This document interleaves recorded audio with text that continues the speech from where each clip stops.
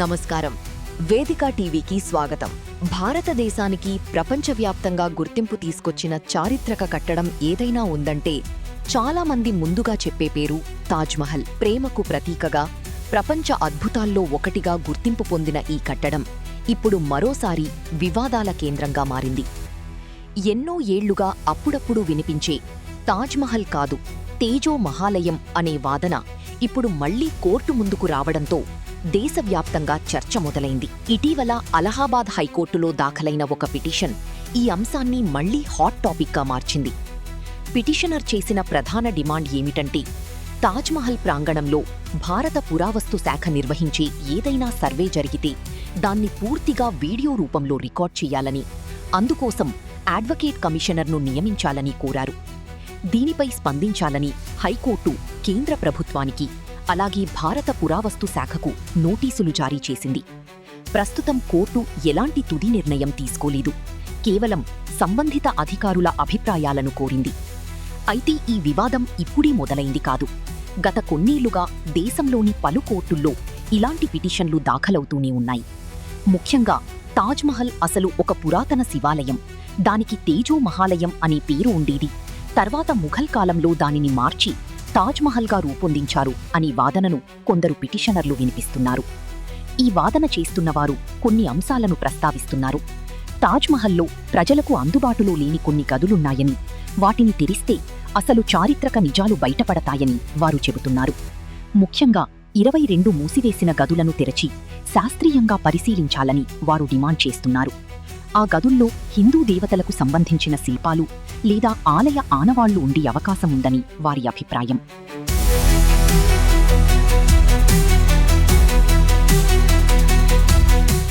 అలాగే తాజ్మహల్లో కనిపించే కొన్ని అలంకార నమూనాలు, కమలాకార డిజైన్లు, కలసం ఆకారాలు వంటి నిర్మాణ లక్షణాలు హిందూ దేవాలయ శైలిని పోలి ఉన్నాయని కూడా వారు చెబుతున్నారు.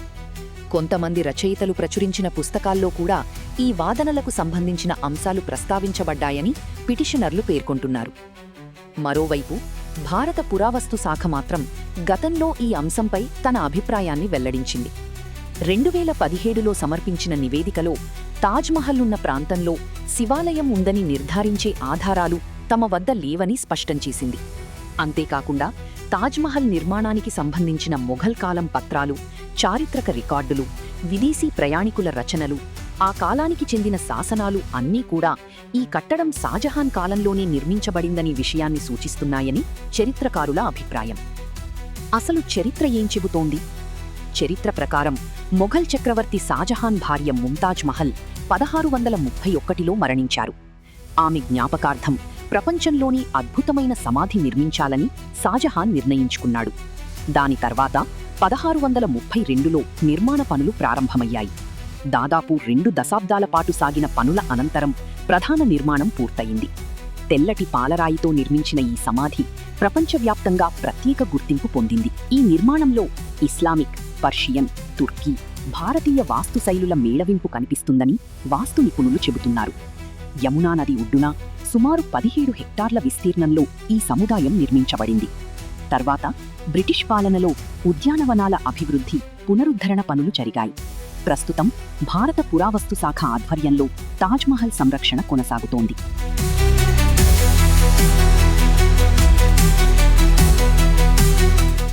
అయితే మరోవైపు తేజో మహాలయం వాదనను సమర్థించేవారు మాత్రం ఇప్పటివరకు జరిగిన పరిశోధనలు సరిపోవని, ఆధునిక సాంకేతిక పద్ధతులతో మరోసారి పూర్తిస్థాయి శాస్త్రీయ సర్వే నిర్వహించాలని కోరుతున్నారు. ముఖ్యంగా మూసివేసిన గదుల పరిశీలన, నిర్మాణ విశ్లేషణ, వీడియో డాక్యుమెంటేషన్ వంటి అంశాలపై వారు దృష్టి పెట్టాలని కోరుతున్నారు. ఈ నేపథ్యంలో ఒక విషయం గుర్తుంచుకోవాలి. ప్రస్తుతం కోర్టులో ఉన్నది ఒక పిటిషన్ మాత్రమే. ఇందులో చేసిన ఆరోపణలు లేదా వాదనలు ఇప్పటివరకు కోర్టు ద్వారా నిర్ధారించబడలేదు. అలాగే తాజ్మహల్ ఒక ఆలయమా లేక మొఘల్ కాలంలోనే నిర్మించిన సమాధినా అనే అంశంపై కోర్టు కూడా ఇప్పటివరకు ఎలాంటి తుది తీర్పు ఇవ్వలేదు. ఇప్పుడు అందరి దృష్టి అలహాబాద్ హైకోర్టుపైనే ఉంది. కేంద్ర ప్రభుత్వం, భారత పురావస్తు శాఖ సమర్పించే సమాధానాల తర్వాత ఈ కేసులో ఎలాంటి పరిణామాలు చోటు చేసుకుంటాయో చూడాలి. ఒకవేళ కోర్టు మరింత సర్వేకు అనుమతిస్తే కొత్త అంశాలు వెలుగులోకి వచ్చే అవకాశముందని కొందరు భావిస్తుండగా, ఇప్పటివరకు అందుబాటులో ఉన్న చారిత్రక ఆధారాలే సరిపోతాయని మరికొందరు అభిప్రాయపడుతున్నారు. మొత్తానికి ప్రేమకు ప్రతీకగా ప్రపంచవ్యాప్తంగా గుర్తింపు పొందిన తాజ్మహల్ ఇప్పుడు మరోసారి చరిత్ర, పురావస్తు, న్యాయపరమైన చర్చల కేంద్రంగా మారింది. ఈ వివాదానికి సంబంధించిన తుది నిర్ణయం మాత్రం కోర్టు విచారణ, అధికారిక పరిశోధనల ఆధారంగానే వెలువడనుంది. అప్పటి వరకు ఇరుపక్షాల వాదనలు కొనసాగుతూనే ఉండే అవకాశం కనిపిస్తోంది. ఇలాంటి తాజా వార్తలు, విశ్లేషణల కోసం మా వేదిక టీవీ ఛానల్ను సబ్స్క్రైబ్ చేయండి.